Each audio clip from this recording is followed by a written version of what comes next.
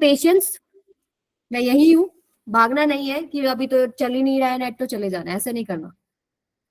Okay, क्योंकि internet का problem आ सकता है, सो पेशेंस बहुत जरूरी है। अभी हम शुरू करते हैं बेटा लेक्चर नंबर 1।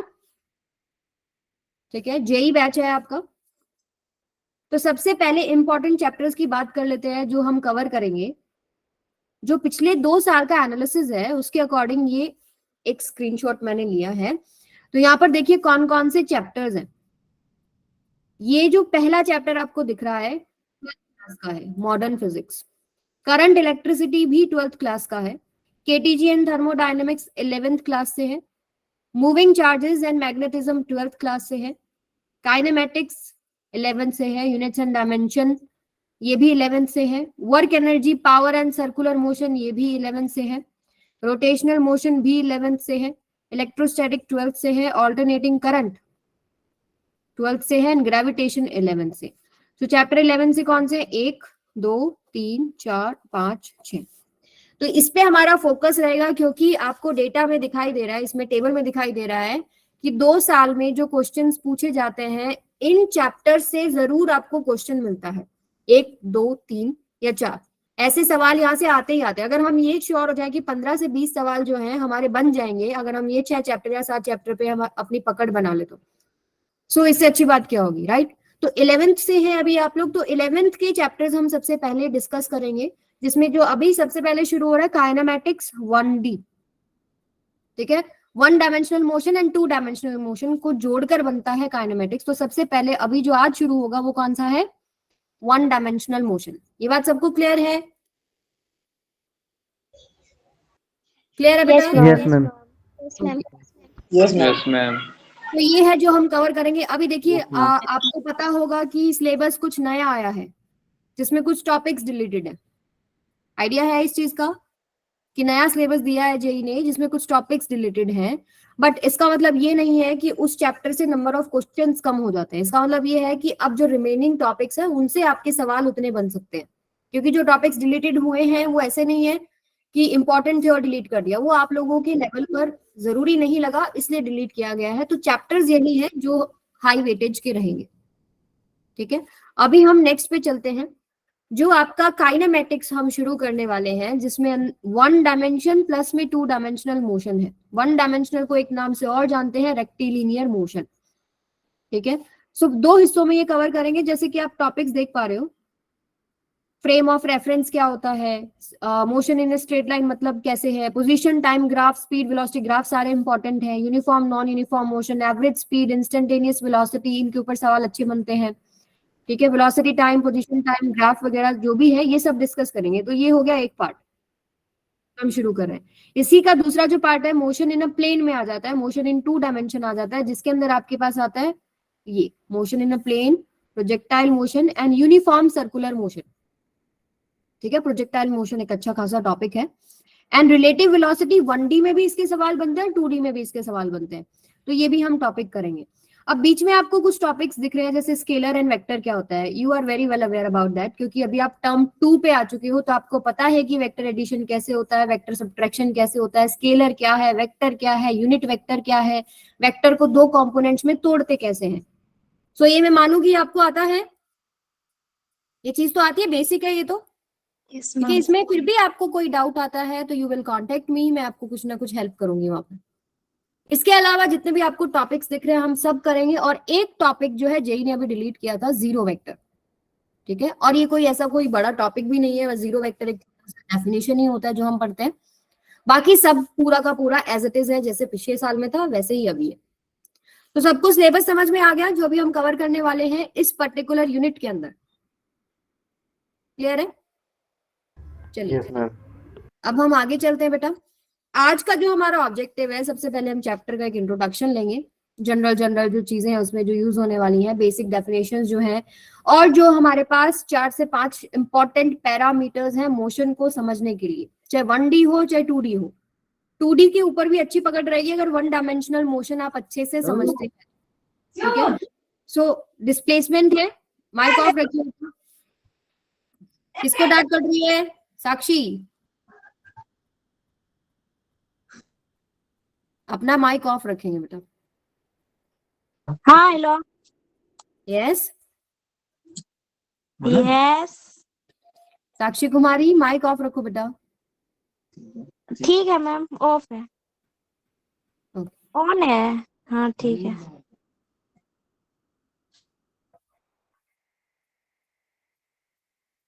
चलिए, तो इंपॉर्टेंट चीजें क्या है? Distance, displacement, speed and it's type, velocity and it's type, acceleration and its types. तो जो भी हिंदी मीडियम से, मैं थोड़ा सा बता दूं, डिस्प्लेसमेंट को हिंदी में क्या बोलते हैं? विस्थापन। डिस्टेंस क्या है? दूरी। स्पीड क्या है? गति। वेलोसिटी होता है वेग, और एक्सेलरेशन होता है त्वरण। त्वरण आई गेस। ठीक है। सो ये जो चीजें हैं ये हमें आज पढ़नी है। इस लेक्चर के बाद आप इन सब टर्म से रिलेटेड, न्यूमेरिकल्स, इन टर्म से रिलेटेड बेसिक कॉन्सेप्ट जो है सीख जाएंगे। अब हम नेक्स्ट पे चलते हैं, वेटेज पे। फिजिक्स। साक्षी कुमारी बेटा, जी मैम। हो रहा है, ऑफ कीजिए इसको।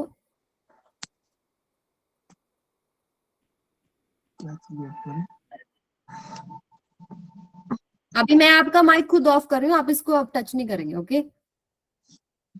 ठीक है मैम।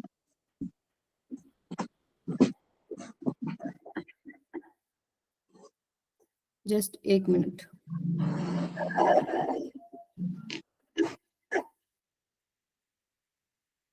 हाँ जी, अब किसी को कोई भी प्रॉब्लम है, अब हैंड रेज करोगे आप लोग।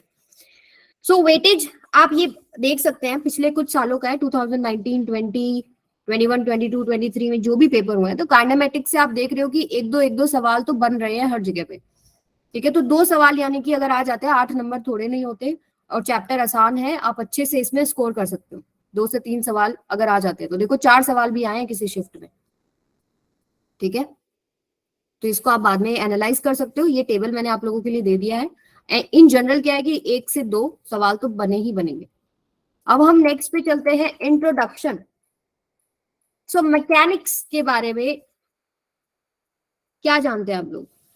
ये वो ब्रांच ऑफ फिजिक्स है, mechanics is the branch of physics जो किसके साथ डील करती है? Which deals with cause and effect of motion of a particle. ठीक है, एक पार्टिकल, बॉडी, ऑब्जेक्ट जो मोशन में है, मोशन का कारण क्या है, और मोशन जब हो रहा है तो क्या क्या उसके इफेक्ट्स हैं, ये सब चीजें हम मैकेनिक्स में डील करते हैं। रिजिड ऑब्जेक्ट्स को हम मैकेनिक्स में डील करते हैं। मैकेनिक्स थोड़ी बोरिंग होती है, बट अगर समझ में आती है तो बहुत स्कोरिंग भी रहेगी। अब मैकेनिक्स की 2 ब्रांचेस होती हैं, स्टैटिक्स एंड डायनेमिक्स। स्टैटिक्स में क्या होता है? आप पढ़ते हैं स्टडी ऑफ फोर्सेस। फोर्सेस की स्टडी करते हैं जब ऑब्जेक्ट रेस्ट पे है। ऑब्जेक्ट रेस्ट पे है और उस पे लगने वाले फोर्सेस को हम पढ़ते हैं स्टैटिक्स। लेकिन ऑब्जेक्ट अगर मोशन में है, उस समय पर अगर आप फोर्सेस पढ़ते हैं, तो वो आता है आपके पास डायनामिक्स में। अब डायनामिक्स में आपके पास 2 पार्ट आते हैं, जिसमें सिर्फ आप मोशन के इफेक्ट पढ़ते हैं, वो होता है आपके पास काइनेमैटिक्स, साइंस ऑफ मोशन, जिसमें आप सिर्फ इफेक्ट ऑफ मोशन पढ़ते हैं। इफेक्ट मतलब लाइक वेलोसिटी, एक्सेलरेशन, डिस्प्लेसमेंट। अब ये हो क्यों रहा है डिस्प्लेसमेंट, वेलोसिटी चेंज क्यों हो रही है, एक्सेलरेशन क्यों आया है, ये सब डिटेल हम काइनेमैटिक्स में नहीं पढ़ते, ये सब डिटेल्स हम पढ़ते हैं काइनेटिक्स के अंदर, जिसमें आप पढ़ेंगे कि कारण जो है मोशन का वो कोई फोर्स है, फोर्स की वजह से एक्सेलरेशन आया, एक्सेलरेशन की वजह से चेंज इन वेलोसिटी हुआ। तो जितनी भी स्टडी फोर्स की है वो काइनेटिक्स में आती है। काइनेमैटिक्स में क्या पढ़ते हैं? इफेक्ट पढ़ते हैं। क्लियर है ये बात सबको? थम्स अप कर दीजिए अगर यहां तक समझ में आ गया तो। मैकेनिक्स के 2 part, statics and dynamics, and dynamics के 2 पार्ट, काइनेमैटिक्स एंड काइनेटिक्स। ठीक है, यस साक्षी, पंकज, क्लियर है बेटा? कमेंट कीजिए चैट पे, क्लियर है? ओके, चलिए अब हम नेक्स्ट पार्ट पे चलेंगे। कुछ बेसिक बात समझे, मोशन आप किसे कहते हैं, ठीक है, रेस्ट आप किसे कहते हैं। इसके लिए मैं आपको एक स्टोरी बताती हूँ। ठीक है, इन जनरल आपको पता है, जैसे डेफिनेशन भी यहाँ लिखा है, मोशन क्या है कि अगर ऑब्जेक्ट अपनी पोजीशन को बदलता है with respect to its surroundings with time, ठीक है, then it is called motion. कैसे पता लगता है कि कोई भी चीज मोशन में है? वो अपनी पोजीशन को बदल रहा है ना, और टाइम आप चेक कर रहे हो कि टाइम चल रहा है, और टाइम के साथ साथ वो पोजीशन भी चेंज कर रहा है सराउंडिंग के विद रिस्पेक्ट टू। सराउंडिंग वहीं का वहीं दिखता है, बट एक ऑब्जेक्ट की एक पोजीशन से दूसरी पोजीशन बन जाती है, वो तो आप कैसे बोल रहे हो? मोशन है।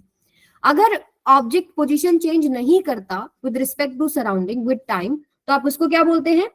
रेस्ट बोलते हैं। अब मोशन और रेस्ट जो है एक रिलेटिव टर्म होती है। रिलेटिव टर्म के लिए मैं आपको एक छोटी सी स्टोरी बताती हूँ। मान लीजिए दो स्टूडेंट, एक स्टूडेंट है, कौन है? आयुष्मान है। ठीक है, आयुष्मान अपने ग्रैंडफादर के साथ वेट कर रहे हैं स्कूल बस के लिए। ठीक है, स्कूल बस के लिए। यहाँ पर कुछ पेड़ हैं, यहाँ पर बहुत सुंदर सुंदर घर हैं। तो ग्रैंडफादर आयुष्मान से पूछते हैं, आयुष्मान ये बताइए कि ये जो आपको पेड़ दिख रहा है यहाँ पर, या ये आपको घर दिख रहे हैं, क्या ये मोशन पे है या रेस्ट पे है? तो आपका क्या जवाब होगा? माइक्रोफोन में ऑन कर रही हूँ, बताइए क्या जवाब होगा बेटा? रेस्ट पे। Very good. अब अगर बस आ रही है, बस को आते हुए देखते हुए ग्रैंडफादर पूछते हैं कि वो रेस्ट पे है या मोशन पे है, क्या बोलेगा आयुष्मान?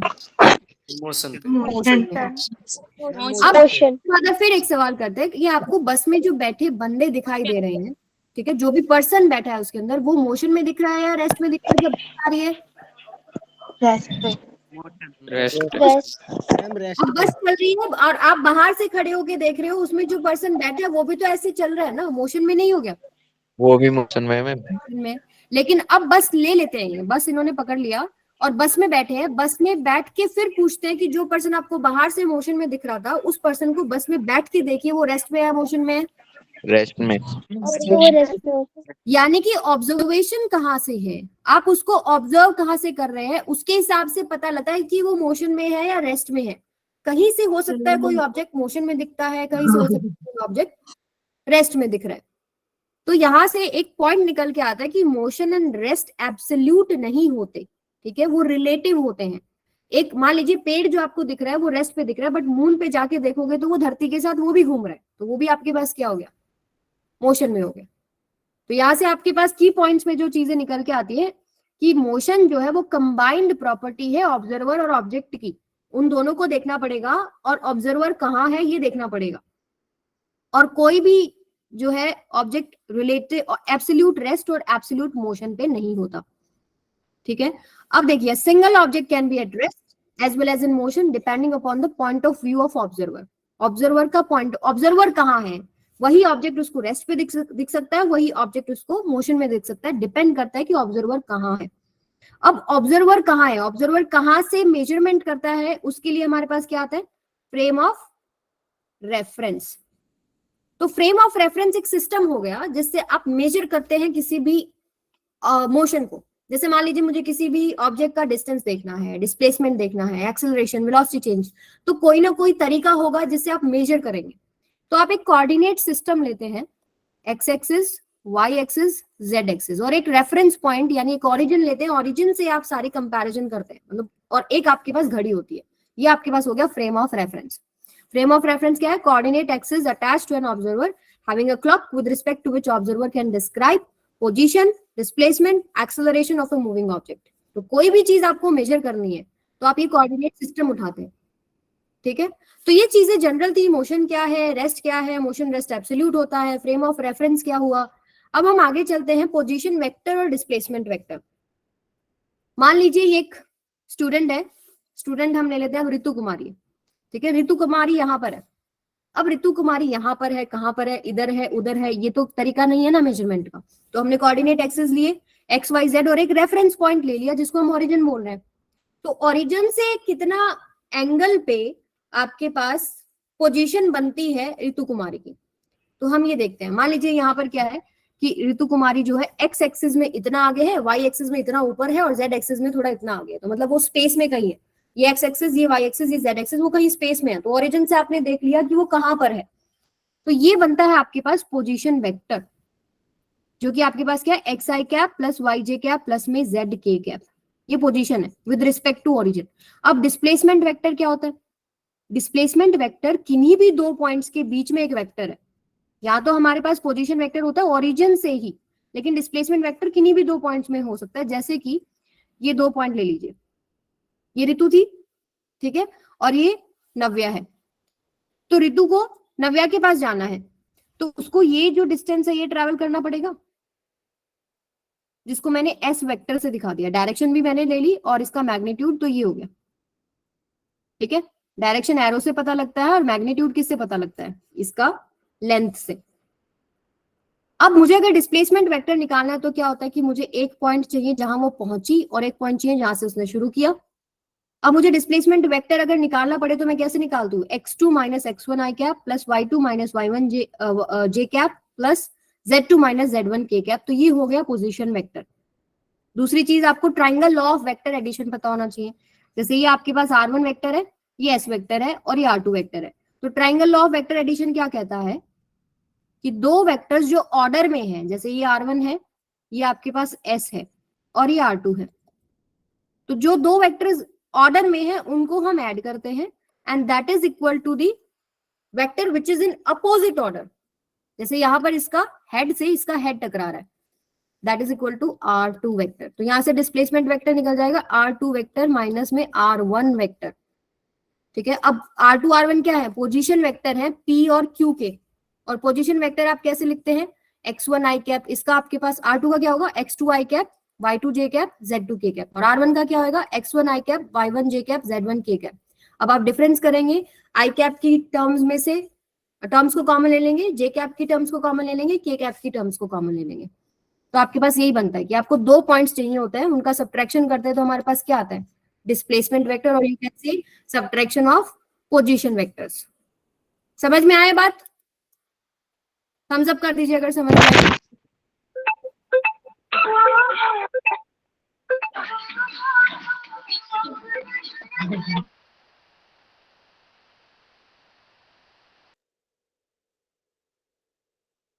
ठीक है,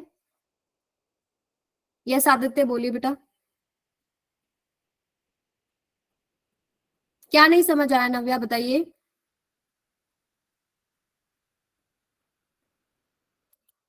चलो एक एग्जाम्पल लेते हैं। ठीक है, मान लीजिए कि ऋतु ने एक पॉइंट से, एक एग्जाम्पल मैं आपको दे दी। ठीक है, ऋतु ने क्या किया,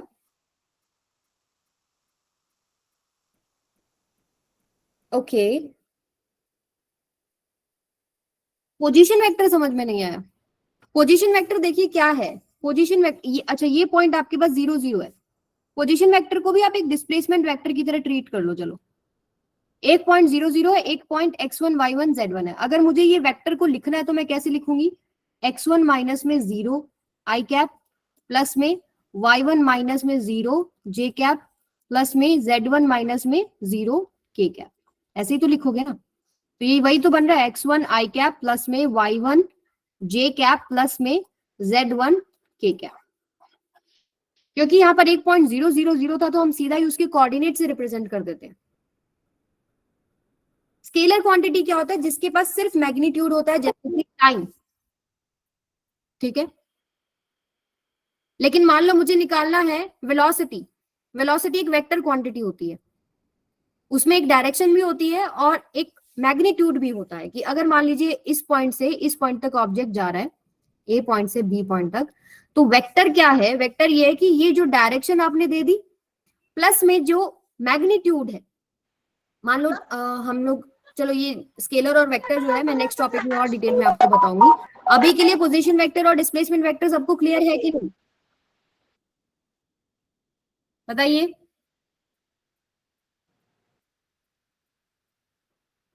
मैम।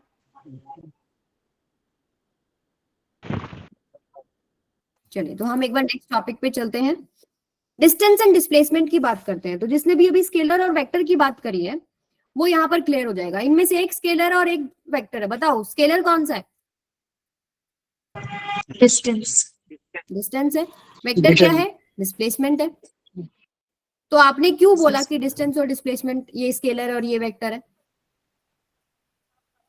स्केलर क्या है, दूरी। मतलब स्केलर आपने इसको ऐसे बोला, देखिए मान लो एक पॉइंट ए है आपके पास और एक पॉइंट आपके पास क्या है, बी पॉइंट है।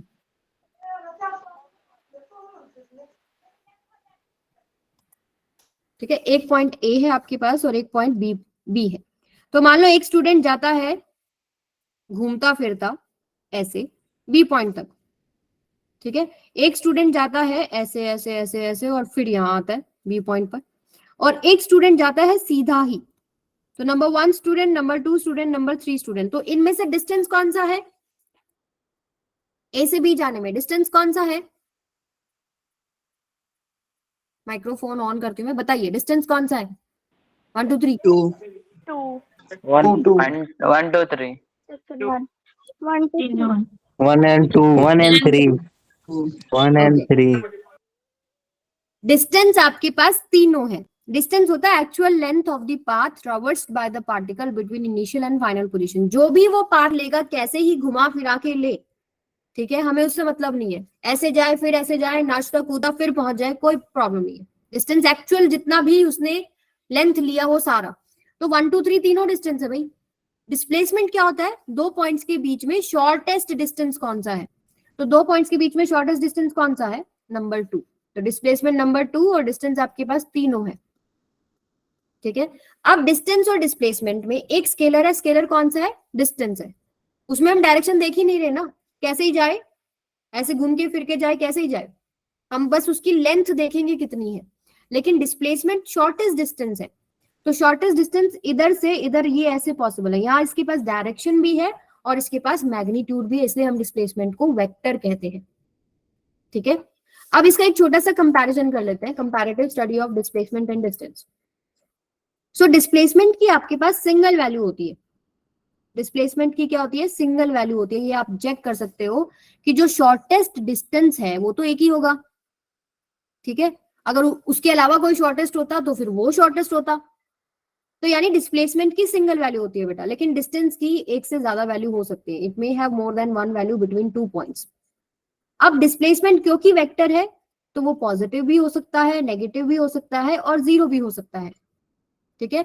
लेकिन डिस्टेंस क्योंकि आपके पास स्केलर है तो ग्रेटर देन जीरो ही रहेगा। एक पॉइंट से दूसरे पॉइंट पर अगर वो जा रहा है तो पॉजिटिव वैल्यू ही आएगी, ठीक है। उसके बाद displacement can decrease with time. समय के साथ डिस्प्लेसमेंट घट सकता है बट डिस्टेंस कभी भी नहीं घटता है। इसका मैं एक एग्जांपल अगर आपको दूं, देखिए मान लो आप यहाँ ए पॉइंट से बी पॉइंट जाते हैं एंड बी पॉइंट से आप सी पॉइंट जाते हैं। यहां से गए, यहां से गए और आपकी घड़ी चल रही है, तो डिस्टेंस क्या आएगा?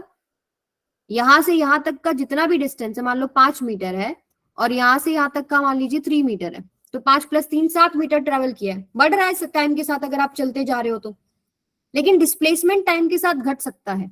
हो सकता है मान लीजिए आपके पास ये यहां गया ऑब्जेक्ट, ठीक है, फिर ये यहां गया, तो अब जो डिस्प्लेसमेंट है, डिस्प्लेसमेंट आपके पास क्या है? इनिशियल और फाइनल पोजीशन के बीच का शॉर्टेस्ट डिस्टेंस होता है, ठीक है। तो ये समय के साथ घट सकता है, ठीक है। अगर हम जनरल एग्जांपल भी लें, मान लीजिए कार यहां से यहां गई, फिर यहां से वापस यहां आ गई, तो डिस्प्लेसमेंट तो इतना ही हुआ, लेकिन डिस्टेंस तो ये प्लस में ये दोनों हो गया, ठीक है। फर्स्ट पॉइंट का एग्जाम्पल बिल्कुल दे देते हैं। देखिए एग्जाम्पल आपके पास यही है। मान लो कि आपने गाड़ी चलाई, आपको बी पॉइंट तक पहुंचना है। शॉर्टेस्ट पाथ कौन सा लोगे? एक ही तो पॉसिबल है ना, ये वाला सीधा। इसके अलावा कोई शॉर्टेस्ट पाथ पॉसिबल है? और शॉर्टेस्ट पाथ को आप डिस्प्लेसमेंट कहते हो, तो डिस्प्लेसमेंट की एक ही वैल्यू है। लेकिन अगर आपको डिस्टेंस की बात करनी है तो डिस्टेंस कितने भी हो सकते हैं, कितनी भी बड़ी वैल्यू हो सकती है। आप चाहो उसको घुमा के ले आओ, शहर के बाहर से गाड़ी को घुमा के ले आओ, कैसे ही पहुंच जाओ, तो डिस्टेंस तो एक से ज्यादा हो सकता है, लेकिन शॉर्टेस्ट डिस्टेंस बिटवीन 2 पॉइंट्स एक ही होगा। समझ में आया शिवराम?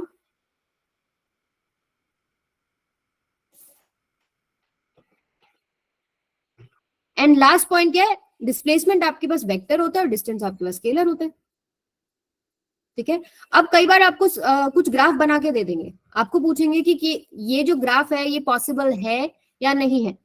जैसे कि पहला आपके पास ग्राफ है डिस्टेंस और टाइम के बीच में, क्या ये पॉसिबल है?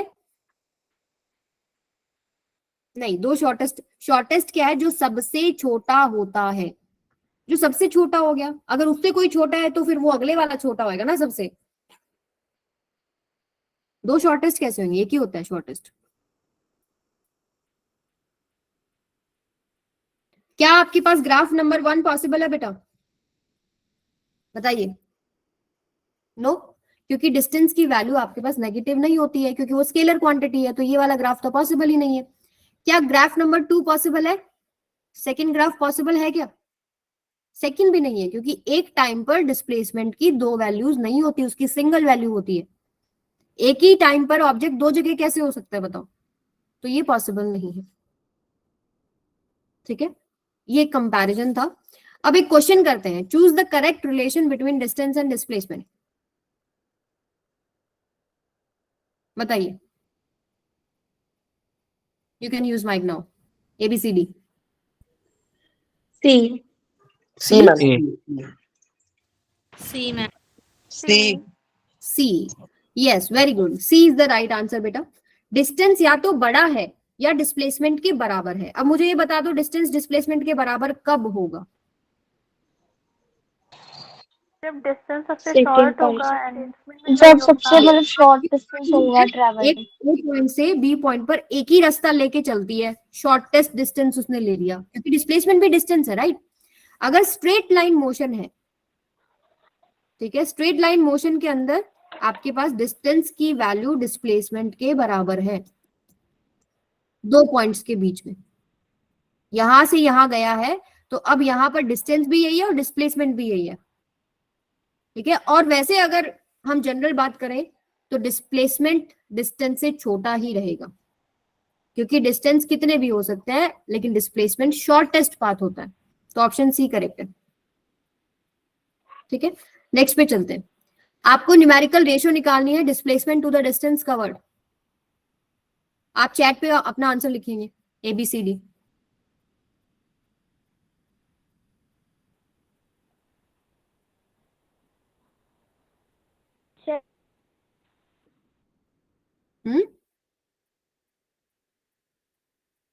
यस रुद्रा, कोई प्रॉब्लम है बेटा? हैंड रेज किया हुआ है। सी आएगा। Well done, yes, C is the correct option. Equal to और लेस देन 1। हमें किसका रेशियो निकालना है? डिस्प्लेसमेंट बाय में डिस्टेंस। तो अभी हमने पीछे देखा कि या तो डिस्प्लेसमेंट आपका डिस्टेंस से छोटा होता है या डिस्टेंस के बराबर होता है। अगर बराबर हो गया तो रेशियो किसके बराबर हो गया? 1 कट जाएगा। और अगर ऊपर न्यूमरेटर में कोई चीज छोटी है डिनोमिनेटर से, तो रेशियो 1 से छोटा हो जाता है, इक्वल टू और लेस देन 1। क्लियर है? आगे चले, बोलिए। Yes ma'am. यस। एक सवाल और निकालिए फिर। A body covers 1/4 part of circular path. एक सर्कुलर पाथ है और उसका सिर्फ 1/4 पार्ट चलता है, यानी कि एक क्वाड्रेंट का ही मोशन है। मान लो आपके पास क्वाड्रेंट कितने हैं यहाँ पे? 4। A पॉइंट से B पॉइंट तक गया है। ठीक है, calculate ratio of distance and displacement. तो A से B जाने में डिस्टेंस बाय में डिस्प्लेसमेंट आपको निकालना है। ठीक है, तो बता दो डिस्टेंस कितना होगा?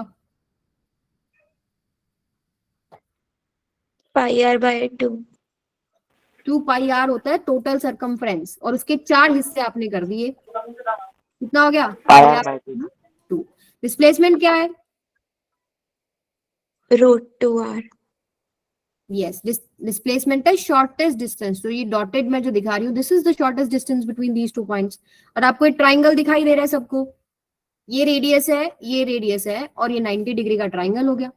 यानी पाइथागोरस थ्योरम अगर हम लगाएं तो हाइपोटेन्यूज का square is equal to perpendicular square plus base square, और हाइपोटेन्यूज का square equals to R square plus R square. यानी हाइपोटेन्यूज किसके बराबर हो गया? √2r। ये 2r स्क्वायर हो जाएगा एंड देन आप स्क्वायर रूट ले लोगे। सो यही आपके पास डिस्प्लेसमेंट है। रेशियो है डिस्टेंस बाय में डिस्प्लेसमेंट। सो आपके पास डिस्टेंस बाय में डिस्प्लेसमेंट किसके बराबर हो गया? πr/2, और ये आ जाएगा √2r। r से r कैंसिल, तो पाई बाय में 2√2। ये आपके पास आंसर हो जाएगा।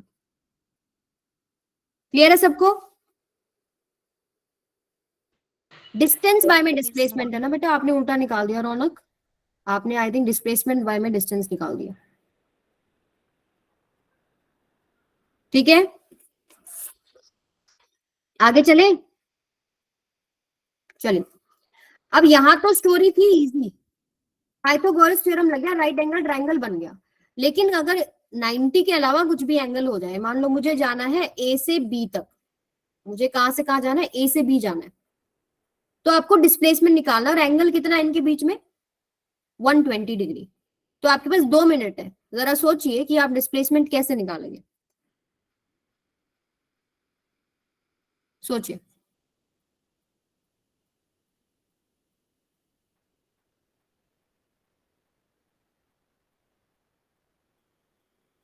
वेलोसिटी, वेलोसिटी कहां से आ गया, डिस्प्लेसमेंट निकालना है बेटा।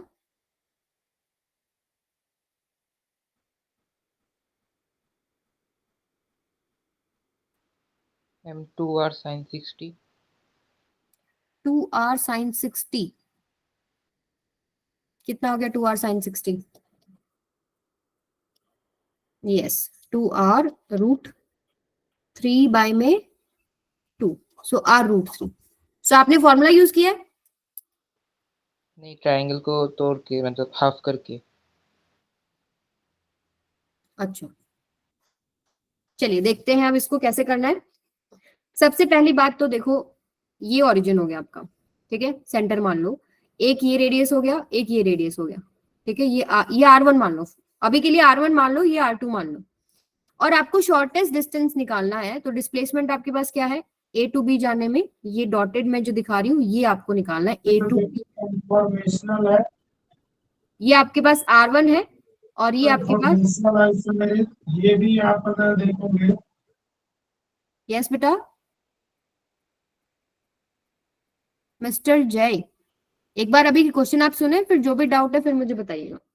r1 r2, तो यहां से डिस्प्लेसमेंट है, ये वेक्टर मान लीजिए d है, मुझे डिस्प्लेसमेंट निकालना है, मैग्नीट्यूड निकालना है। तो पहले तो मैं triangle law of vector addition देखूं, तो मेरे पास क्या है, r1 vector plus d vector is equal to r2 vector, right. तो मुझे d वेक्टर अगर निकालना है तो r2 वेक्टर माइनस में r1 vector, so vector subtraction है यहाँ पे। अगर मान लीजिए आपके पास a vector plus b vector है, और इसका अगर आपको रिजल्टेंट निकालना होता है, तो आप फॉर्मूला क्या यूज करते हो, under root a square plus में b स्क्वायर प्लस में 2ab cos theta, angle between them. अब यहाँ पर एंगल इनके बीच में क्या है, 120 डिग्री है, राइट। लेकिन यहाँ पर वेक्टर सब्ट्रैक्शन है, तो यहाँ पर प्लस की जगह क्या आ जाता है, माइनस आ जाता है। जब भी वेक्टर सब्ट्रैक्शन है उसका रिजल्टेंट आप ऐसे निकालते हो, वेक्टर एडिशन का रिजल्टेंट सीधा निकलता है प्लस 2ab cos थीटा। अब यहाँ पर अगर मैं पुट करूं, a स्क्वायर है r स्क्वायर, अब यहाँ पर a जो है मान लो r1 है, r1 वेक्टर, b आपके पास r2 वेक्टर है। सो आपके पास r1 r2 r के बराबर है, r square plus r square minus में 2r स्क्वायर cos 120, ठीक है, ये हो जाएगा आपके पास 2r स्क्वायर माइनस में 2r स्क्वायर cos 120 होता है माइनस 1/2, तो 2 से 2 कैंसिल हो गया, 2r square plus r square, ये कितना हो गया, अंडर रूट 3r, जो कि अभी बताया था, किसने बताया था, देब्यूत पॉल, ठीक है। तो ये आपके पास आ गया रूट 3r, ठीक है। अब इसका एक जनरल जो फॉर्मूला है वो भी आप यूज कर सकते हैं। वो आप कैसे यूज कर सकते हैं, देखिए, अगर यहां पर मैं ये वाला जो एक्सप्रेशन है इसको मैं ऐसे लिख लूं कि जो रिजल्टेंट है वो आपके पास है under root r square plus r square minus में 2r स्क्वायर cos थीटा। सो मैंने क्या किया, r स्क्वायर को कॉमन ले लिया, तो 1 माइनस में cos थीटा। तो कोई भी मुझे बताएगा 1 माइनस cos 2 थीटा क्या होता है, 2 साइन स्क्वायर थीटा। अब मेरे पास है 1 माइनस cos थीटा, तो मैं इसको क्या लिख सकती हूँ, r स्क्वायर इंटू में 2 साइन स्क्वायर थीटा बाई 2। मेरा 2 थीटा नहीं था, सिर्फ थीटा था, तो इसका भी मैंने हाफ कर दिया। तो मेरे पास जो जनरल फॉर्मूला निकल गया ये आएगा आपके पास r, और ये आपके पास 2 भी आएगा यहाँ पे, 2r साइन थीटा बाय में 2। आप इसको सॉल्व करेंगे तो ये एक्सप्रेशन बनेगा। अब आपको गिवन थीटा क्या था, 120 डिग्री था ना, आप डायरेक्ट इसको यूज कर सकते हैं, 2r साइन 120 बाय में 2, यानी 2r साइन 60, यानी 2r साइन 60 होता है रूट 3 बाय में 2। सेम आंसर आ रहा है ना, यही तो आपके पास आंसर आया था। तो सर्कल के ऊपर किन्हीं भी 2 पॉइंट्स के बीच में अगर आपको डिस्प्लेसमेंट निकालना है, you can use it, 2r sine theta by 2। Even angle है तो बहुत इजी है, ऑड है तो आपको कुछ ना कुछ वैल्यू दी होगी, जेई का सवाल करा। एकदम नए साल में नया बैच स्टार्ट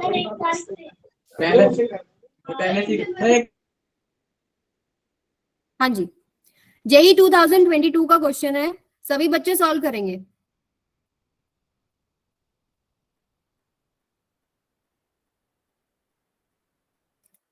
लगाइए जरा थोड़ा दिमाग। A person moved from A to B on a circular path as shown in the figure। जैसे कि आपको फिगर में दिखाया गया है, वो सर्कल पे चल रहा है A से B। अगर distance travelled by him is 60 metre, A से B जाने में जो डिस्टेंस चला वो क्या है 60 मीटर। तो बेसिकली 60 मीटर क्या है, ये आर्क होगी ना जो चलेगा वो सर्कल के अलोंग।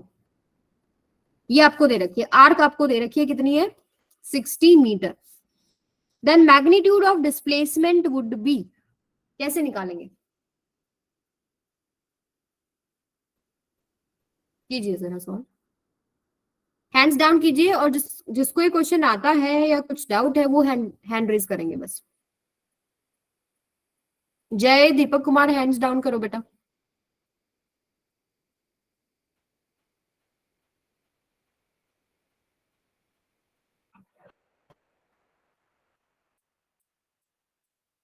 सॉल्व कीजिए सभी।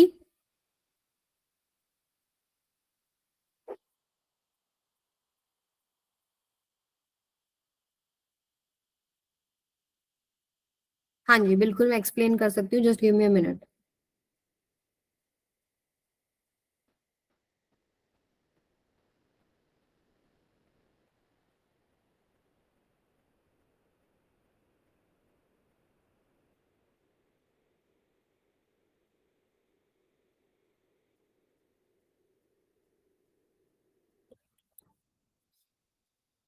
देखिए सवाल क्या है कि एक पर्सन मूव करता है ए से बी, ए से बी जा रहा है ऑन सर्कुलर पाथ, जैसे कि फिगर में दिखाया गया है।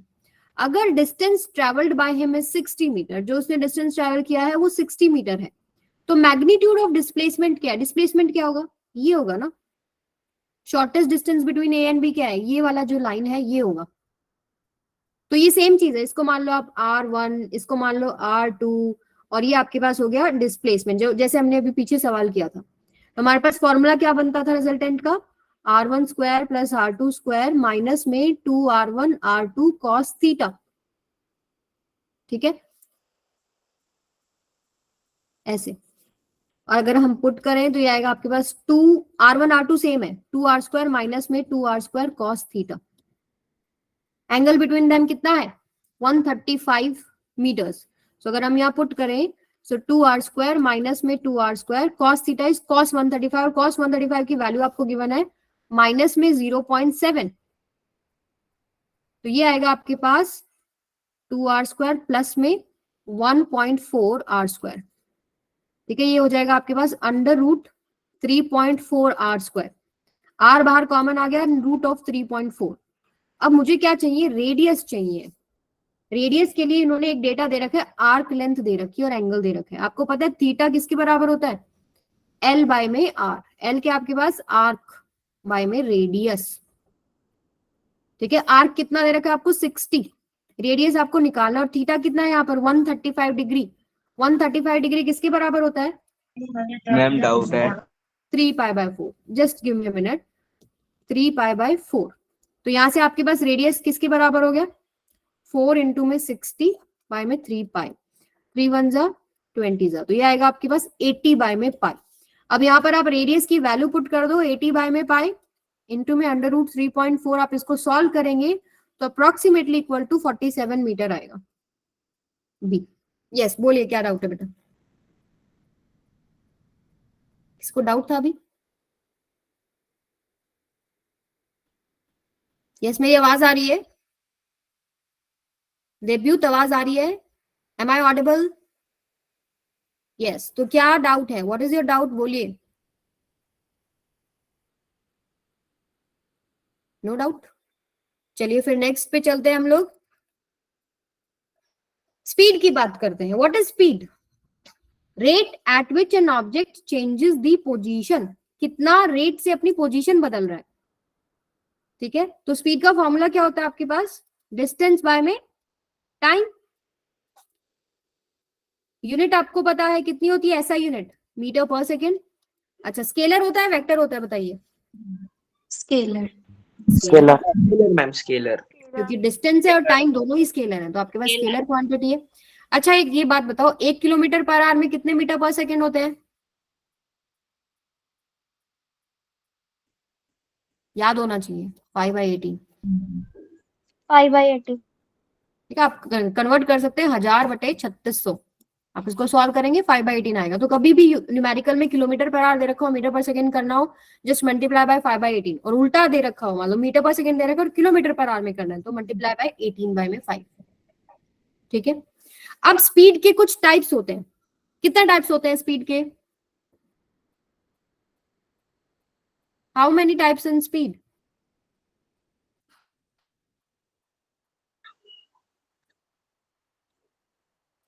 Two types. ओनली 2? 4 होते हैं। Uniform speed, non uniform speed, average speed and instantaneous speed. और जिसमें सबसे ज्यादा सवाल आते हैं एवरेज स्पीड के ऊपर। यूनिफॉर्म स्पीड तो आप समझ सकते हैं, जो यूनिफॉर्म है, जो एक जैसी है। ठीक है, पर सेकंड एक जैसा डिस्टेंस ट्रैवल कर रही है गाड़ी। 1 सेकंड में 4 मीटर, 1 सेकंड में अगले 1 सेकंड में 4 मीटर, अगले 1 सेकंड में 4 मीटर। तो ये कैसा मोशन है? Equal distance in equal interval of time. Speed यहाँ क्या है? यूनिफॉर्म है। So an object is said to be moving with the uniform speed if it covers equal distances in equal interval of time. ठीक है। और uniform speed के case में जो ग्राफ बनता है, डिस्टेंस टाइम ग्राफ जो बनेगा, वो कैसा बनेगा? स्ट्रेट लाइन बनेगा। अगर मैं डिस्टेंस टाइम ग्राफ बनाऊं, ये मान लो आपके पास डिस्टेंस है, ये आपके पास टाइम है, 1-1 सेकंड का गैप ले लेते हैं। तो हर सेकंड में मान लो 4 मीटर 4 मीटर 4 ऐड होता जा रहा है हर 1 सेकंड में। तो आपके पास कैसी लाइन आ रही है? Straight line. ठीक है। अब नॉन यूनिफॉर्म स्पीड क्या है? जिसमें वेरिएबल स्पीड है, कभी स्पीड ज्यादा हो रही है, कभी स्पीड कम हो रही है। यानी कि unequal distance in equal interval of time और equal distance in unequal interval of time. मान लीजिए पहले सेकंड में 4 मीटर चला, अगले सेकंड में 6 मीटर चल गया, तो यहाँ पर अगर आप स्पीड निकालेंगे डिस्टेंस बाय टाइम करके, तो वेरी कर रही है। ठीक है। फिर आती है एवरेज स्पीड। एवरेज स्पीड क्या होता है आपके पास? अभी मान लीजिए वेरिएबल स्पीड है, एक बार बढ़ रही है, एक बार घट रही है, एक बार बढ़ रही है, एक बार घट रही है, और उसने जो डिस्टेंस ट्रेवल किया वो कितना है? मान लो 1000 मीटर ट्रेवल किया है 300 सेकंड के अंदर। ठीक है, 1000 मीटर ट्रेवल किया है 300 सेकंड के अंदर, लेकिन स्पीड अलग अलग थी। तो मुझे एक स्पीड ऐसी निकालनी है जो कि 1000 मीटर ट्रैवल कर दे 300 सेकंड में। अभी क्या था? पहले ज्यादा हो रही थी, कम हो रही थी, ज्यादा हो रही थी, कम हो रही थी। अब मुझे वो वेरिएबल स्पीड नहीं चाहिए, मुझे एक एवरेज स्पीड चाहिए जो कि इतना ही डिस्टेंस ट्रैवल कर दे इतने ही टाइम के अंदर। निकालते कैसे हैं? टोटल डिस्टेंस ट्रैवल बाय में टोटल टाइम टेकन। ठीक है। फिर आता है आपके पास इंस्टेंटेनियस स्पीड। जैसे हमारी गाड़ी चल रही है, हम हमारी गाड़ी में स्पीडोमीटर में देखते हैं ना अभी कितना स्पीड है, वो क्या दिखा रहा होता है? इंस्टेंटेनियस स्पीड की अभी 80 है, अभी 50 है, अभी 40 है। वो इंस्टेंटेनियस स्पीड है। किसी पर्टिकुलर इंस्टेंट पे बताना कि कितनी स्पीड है। तो किसी पर्टिकुलर इंस्टेंट पे बताना है, तो इस फॉर्मूले को हम थोड़ा सा चेंज कर देते हैं। हम क्या करते हैं? टाइम लिमिट का कॉन्सेप्ट लेते हैं। लिमिट क्या लेते हैं? Delta T approaches to 0। जब आपने टाइम इंटरवल को बहुत छोटा कर दिया, तो उस छोटे से टाइम इंटरवल में छोटा सा डिस्टेंस ट्रेवल करेगा। तो छोटा सा डिस्टेंस क्या हो गया? dx, और छोटा सा टाइम क्या हो गया? dt। तो dx बाई dt क्या होता है? Instantaneous speed. तो आपको इक्वेशन गिवन होती है सवाल के अंदर, मान लो s equals to T square है और मुझे निकालना instantaneous speed at t is equal to 2 second. मुझे क्या करना पड़ेगा? डिफरेंशिएट इट विद टाइम और t की वैल्यू पुट कर दो फिर उसके अंदर, तो आपके पास इंस्टेंट स्पीड आ जाएगी। ठीक है। अब नेक्स्ट पार्ट आता है आपके पास वेलोसिटी। वेलोसिटी क्या होता है? Rate of change of displacement. Displacement by में टाइम, डिस्प्लेसमेंट बाय में टाइम। यूनिट क्या होती है आपके पास? मीटर पर सेकेंड ही होती है। अच्छा, डायमेंशन क्या होता है? Velocity and speed both same होता है, LT माइनस में 1। वेक्टर है कि स्केलर है? Vector quantity. अब सेम इसके भी ऐसे ही 4 टाइप है, instantaneous, average, uniform, non uniform. अब देखो, वेलोसिटी एक वेक्टर क्वांटिटी है। वेक्टर में मैग्नीट्यूड भी होता है और डायरेक्शन भी होती है। अगर आपको यूनिफॉर्म वेलोसिटी चाहिए तो ना ही तो डायरेक्शन बदले और ना ही उसका मैग्नीट्यूड बदले, और ये एक ही चीज में पॉसिबल है, स्ट्रेट लाइन मोशन में। यूनिफॉर्म वेलोसिटी क्या है? स्ट्रेट लाइन मोशन में। ना तो उसमें डायरेक्शन बदल रही है, एक पॉइंट से दूसरे पॉइंट तक सीधा चलता जा रहा है, वहां पर क्या है? वहां पॉसिबल है कि मैग्नीट्यूड भी सेम है और डायरेक्शन भी सेम है। मैग्नीट्यूड भी सेम होना चाहिए। ठीक है। फिर नॉन यूनिफॉर्म वेलोसिटी क्या है? या तो मैग्नीट्यूड सेम है या आपके पास सॉरी, नॉन यूनिफॉर्म में क्या होता है? या तो मैग्नीट्यूड बदल गया या डायरेक्शन बदल गया या दोनों बदल गया, ठीक है, तो आपके पास नॉन यूनिफॉर्म वेलोसिटी। और इंस्टेंटेनियस वेलोसिटी क्या होता है, किसी पर्टिकुलर इंस्टेंट पे बताना कि वेलोसिटी क्या है, ठीक है। अब नेक्स्ट उसमें चलते हैं हम लोग कंपैरिजन में, ठीक है।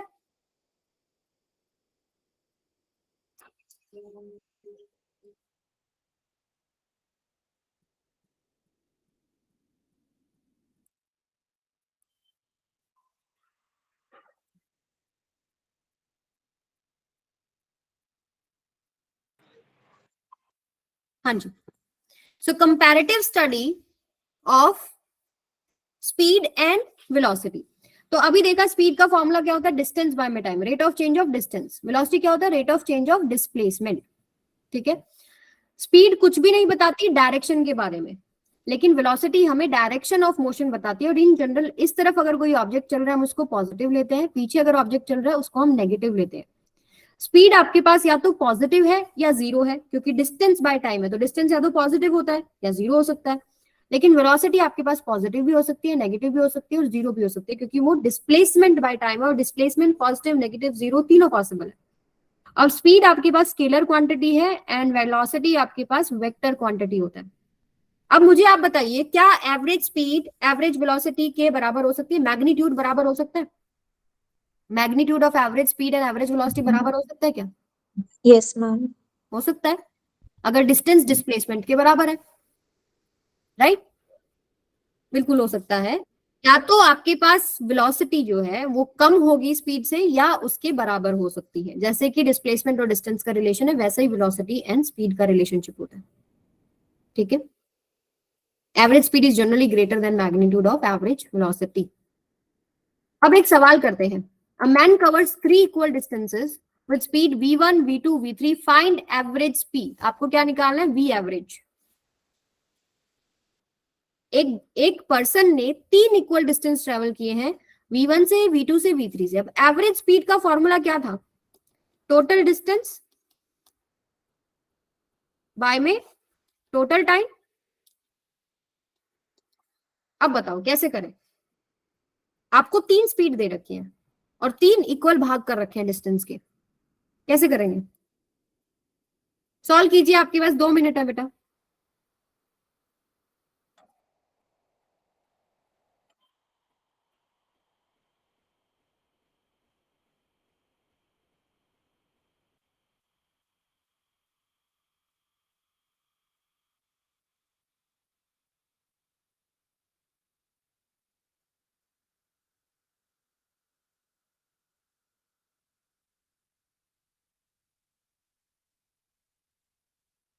इंस्टेंटेनियस नहीं बताना, डीवी बाई डी टी आप करते हो जब इंस्टेंटेनियस निकालना होता है। Ma'am 3v1 v2 v3 upon में v2 v3 plus v1 v3 plus v1 v2। Yes great. अभी देखो क्या कर सकते हैं हम, 3 इक्वल डिस्टेंस ले लेते हैं, 3 इक्वल डिस्टेंस, एक डिस्टेंस एक डिस्टेंस एक डिस्टेंस, डी डी डी ले लेते हैं, ठीक है। हमें चाहिए टोटल डिस्टेंस, टोटल डिस्टेंस आ गया 3d by total time. Total time यानी यहां से यहां तक का कितना टाइम है, यहां से यहां तक का और यहां से यहां तक का, क्योंकि उसने अलग अलग स्पीड से जो है मोशन किया है। तो यहां से यहां तक का टाइम, ए से बी तक का टाइम आप कैसे निकाल सकते हो, distance is equal to speed into में टाइम, टाइम होता है डिस्टेंस बाय स्पीड, तो डी बाय में v1। ऐसे ही बी से सी तक का आप निकाल सकते हो डी बाय में v2, सी से डी डी तक का आप निकाल सकते हो डी बाय में v3। सब टाइम को ऐड कर दो, D by v1 plus D by v2 plus D by v3। So अगर आप देखेंगे तो डी डी तो सब जगह कैंसिल ही हो गया, ऊपर बचा 3, नीचे आपने एलसीएम ले लिया v1 v2 v3। यहां पर आप इसको सॉल्व करेंगे तो पहला टर्म आएगा v2 v3, दूसरा टर्म आएगा v1 v3 और तीसरा टर्म आएगा v1 v2। यही आया था बेटा आपका? Yes ma'am. ग्रेट वर्क बेटा। v2 v3 प्लस में v1 v3 प्लस में v1 v2, ये आपका फाइनल आंसर हो गया, ठीक है। क्लियर है सबको?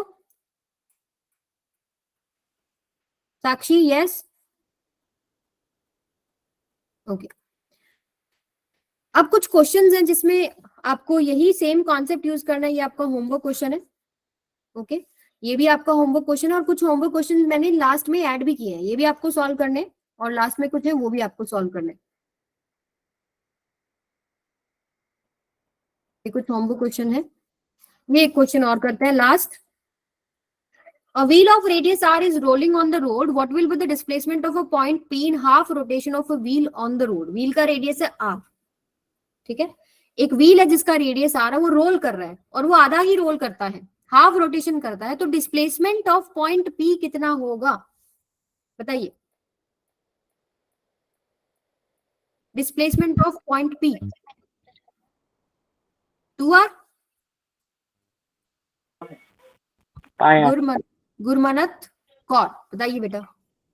r root pi square plus 4। Yes, great work बेटा। शिवराम सोच रहे ये क्या जवाब आया, ये तो सोचा ही नहीं मैंने, राइट। यस, देखिए जब हाफ रोटेशन हो रहा है बेटा, मान लो कोई भी ऑब्जेक्ट है, ये नीचे वाला पॉइंट है, हाफ रोटेशन में ये कहाँ चला गया, ये ऊपर आ जाएगा, ठीक है। तो मान लीजिए हाफ रोटेशन में ये कहाँ पहुंच गया, यहां पहुंच गया पी पॉइंट। तो ये आपको निकालना है डिस्प्लेसमेंट, ठीक है। ये जो आप 2r बता रहे हो तो ये डिस्टेंस हो गया, रेडियस का डबल, और ये हाफ रोटेशन में सरकमफ्रेंस का आधा, ये हो जाएगा पाई r। आपको ये हाइपोटेन्यूज निकालना है, तो हाइपोटेन्यूज का square is equal to 2r का स्क्वायर प्लस में पाई r का स्क्वायर। यहां से हाइपोटेन्यूज आपके पास कितनी आ जाएगी, under root 4r square plus में पाई स्क्वायर r स्क्वायर। तो यहां से मैं r स्क्वायर कॉमन ले लूंगी, r बाहर आ गया, ये आएगा आपके पास 4 प्लस में पाई स्क्वायर, ये आंसर हो जाएगा। क्लियर है सबको? Done? Yes. Okay. So next topic हमारा जो हम नेक्स्ट सेशन में करेंगे, इंस्टेंटेनियस वेलोसिटी कंटिन्यू करेंगे, will be continued in next class. जिसको भी डाउट है इंस्टेंटेनियस में, वो नेक्स्ट क्लास में बेटा डील होगा, ओके। और समरी बता दीजिए हमने क्या क्या पढ़ लिया। पहली चीज क्या पढ़ी, frame of reference, rest, motion. इसके बाद हम लोगों ने पैरामीटर्स ऑफ मोशन, बताइए क्या क्या पढ़ा, बताइए। डिस्टेंस पढ़ लिया, यस और no? Yes, distance and displacement. Displacement. उसके बाद क्या पढ़ा, Speed, स्पीड। क्या पढ़ा, velocity, वेलोसिटी। और फिर हमने कुछ न्यूमेरिकल्स डिस्कस करे related to average velocity, sorry average speed, V average, ठीक है। कुछ डिस्टेंस और डिस्प्लेसमेंट के भी हम लोगों ने न्यूमेरिकल्स करे थे, इन दोनों के भी न्यूमेरिकल्स हुए हमारे पास। नेक्स्ट क्लास में एक्सेलरेशन पढ़ेंगे, इंस्टेंटेनियस वेलोसिटी पढ़ेंगे, V instantaneous, and graph discuss करेंगे। ये आपका नेक्स्ट क्लास का टॉपिक हो गया, ठीक है। इसमें अब आपको कुछ होमवर्क क्वेश्चंस एडेड है विद आंसर्स हैं, और कुछ मैंने आपको क्लास के दौरान दिए हैं, वो सभी चीजें आप सॉल्व करेंगे, ओके।